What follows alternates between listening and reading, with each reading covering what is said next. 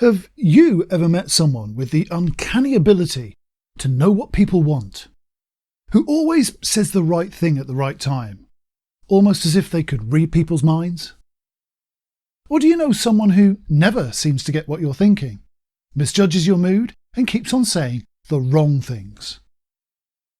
The talent for knowing what other people might be thinking or what they're likely to say or do is called theory of mind.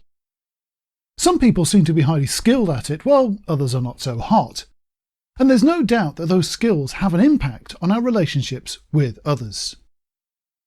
Today we'll be asking, where does theory of mind come from? Does everybody have it? And can it sometimes work against us?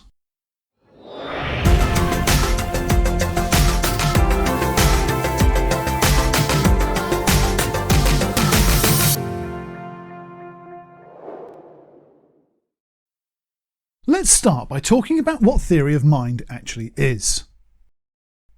It's a survival technique. Planet Earth has always been a dangerous place. In the early days of humanity, we lived as small family groups. They grew into tribes, then settlements, towns and cities, leading up to the nation-states and global connections of today. The origins of theory of mind go back to the primitive days of hunter-gatherers. Being able to predict the likely behaviours of animals who might prey on you afforded a better chance of escape. Understanding the behaviour of animals we hunted improved our chances of finding a hearty meal. Both of these traits favoured survival, so the parts of our brains that made it possible were passed on to later generations. Theory of mind is the ability to make an educated guess about what another conscious being may be thinking, feeling or motivated by. It allows us to anticipate their actions, giving us a chance to plan ahead. As communities grew, farming became the norm and the risk from predators abated. We didn't lose those abilities though. New threats emerged. Now we face the possibility of violence from rivals and thieves, or deception from liars and cheats. We already had the hardware in place, but the nature of the skills we needed veered away from defence against nature red in tooth and claw towards the fickle nature of other people.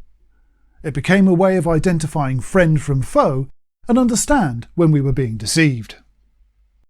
Theory of mind, as we eventually came to know it, goes by other names. In psychology, it's commonly used interchangeably with the phrase cognitive empathy.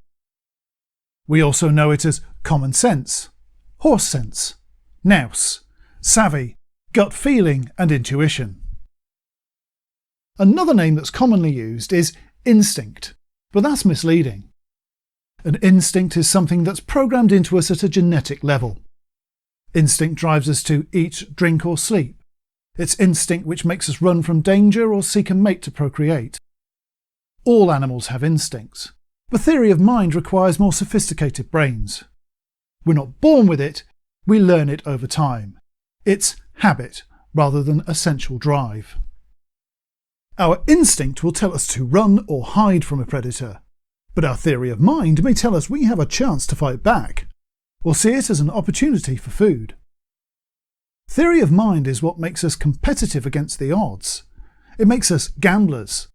But ultimately, it is what has made humans a highly successful social species.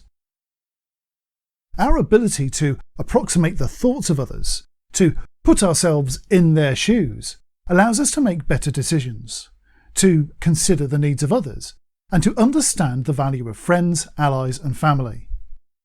It helps us make quick decisions based on past experiences or experiences we've learned from others.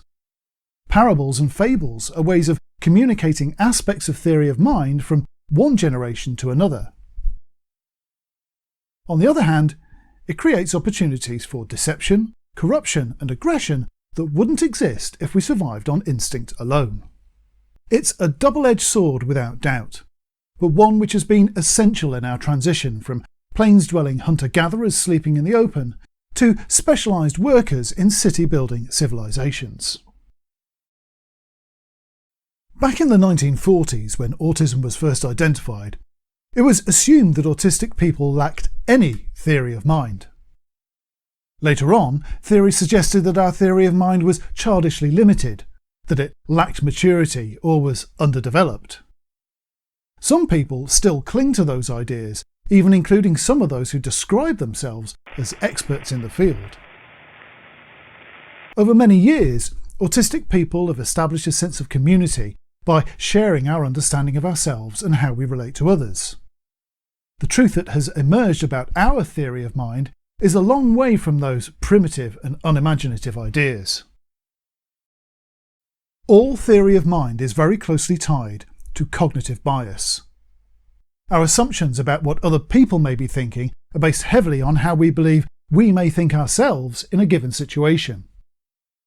We make rapid assessments of what we believe to be the emotional motivations of someone else, and we judge them based upon what we think we would do in the same situation if we were motivated in the same way. We may not be selfish, thoughtless, or intending harm upon someone, but we can imagine how we might behave or react if we had those motivations. Theatrical psychics and fake clairvoyants use an expanded understanding of theory of mind to execute their convincing illusions on stage. They get it wrong frequently, but their study of human nature and probability increases their success rate. Criminal profilers go a step further in order to build up a picture of their targets and predict their next moves. They must try to imagine the workings of a brain very different from their own.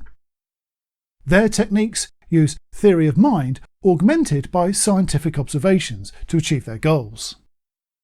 Most people are not criminal profilers, though.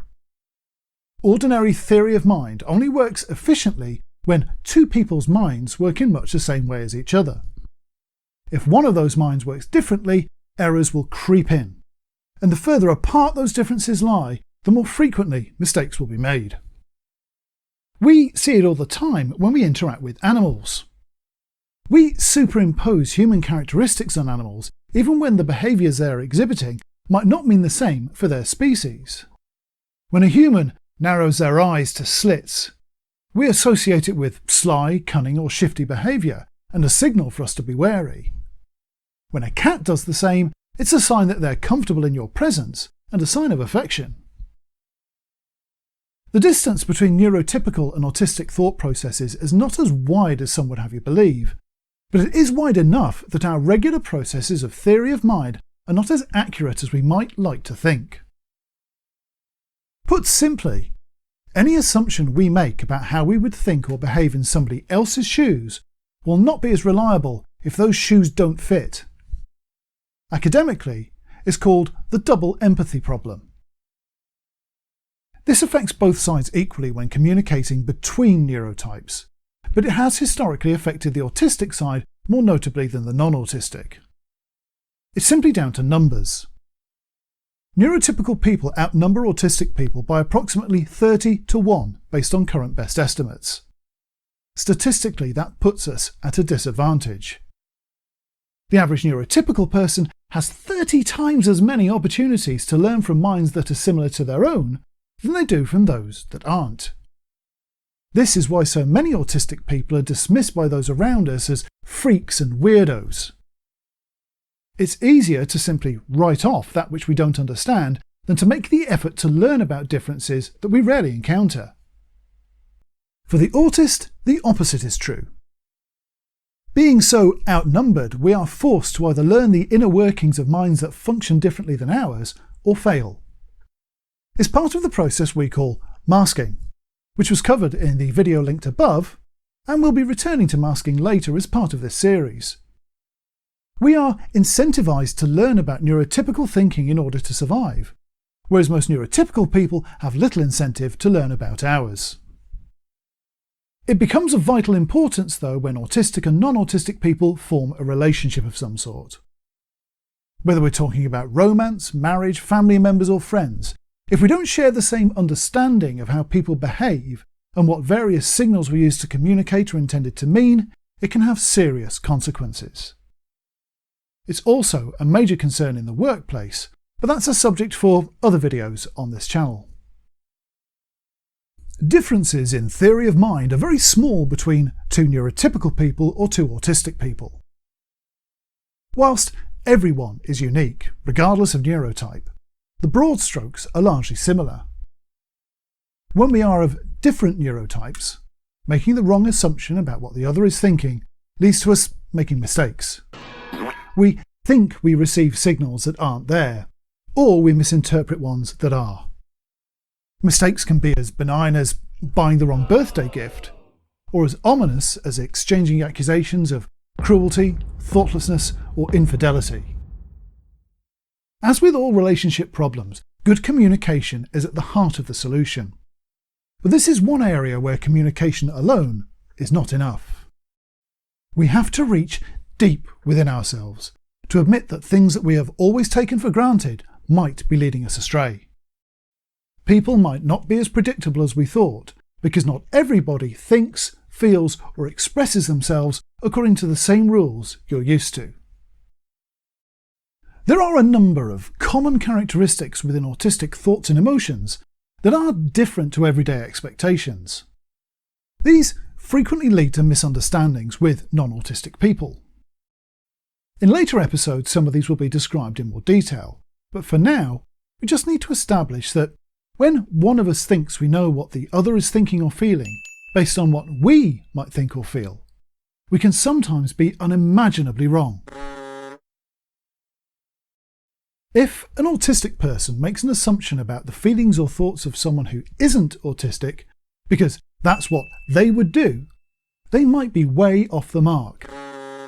By the same token, conventionally accepted ideas of human behaviour can break down when neurotypical people apply them to their autistic partners, friends, and family members. Theory of mind is exactly what it says it is: a personal theory about the mind state of another. It's an educated guess at best. We make constant assumptions about other people that have a pretty good success rate, providing we're on an even playing field. When one of us is autistic and the other not, the playing conditions are not ideal, so we need to create new strategies to ensure fair play. How do we go about this? How do we increase the odds that the bets we're placing on the thoughts and behaviours of those we care about are more likely to pay off? It's quite straightforward when you think about it. We have to stop gambling and start making better informed decisions. We stop making assumptions about each other and learn to ask what the other is thinking. This doesn't mean we live our lives as one long question and answer session. We simply have to resist the temptation to assume the worst in each other if the signals we think we are getting are not what we expect or hope for. If there's one question that my wife and I ask each other more than any other, it's, "Are you okay?" Most often the reply is, "Yes, why do you ask?" Usually the reason is that some aspect of our behaviour has been interpreted by the other as a signal that we might be unhappy, distracted, or angry. It might be a facial expression, a sigh, a tone of voice, or the way we've worded something. Even timing. Pausing too long or answering too quickly can send out such signals. If we ask for clarification when we think someone is feeling negative towards us, we can avoid the potential for conflict if our intuition was incorrect. Of course, we also have to be willing to accept their explanation and not simply go on thinking our original interpretation is correct. If we don't accept and truly believe that we were wrong, we achieve nothing. There will be times when we are correct in our assumptions, but the simple act of asking the question will open the door to discussion and resolution. There is little room to harbour resentment, no potential for grudges to develop if we talk openly at the time and clear the air if it's needed. In many relationships between neurotypical and autistic partners, this doesn't happen. Even I had to learn this the hard way by getting it wrong in my own past. If we lack the mutual understanding that our assumptions may be flawed, we will carry on making judgments based on our personal perceptions of what constitutes normal behaviour. It will ultimately lead to disaster. You might find yourself in a situation where you've done your very best and have nothing but the most noble of motivations, but get accused of the most terrible of thoughts and intent. Your partner, friend or family member has misunderstood your facial expressions, body language, or choice of words, making them believe things you know to be untrue. They tell you what you are thinking or feeling, and you struggle to tell them the truth, but their mind is made up. Both sides feel unfairly treated and emotionally wounded. Even worse, we may keep our wounded feelings bottled up.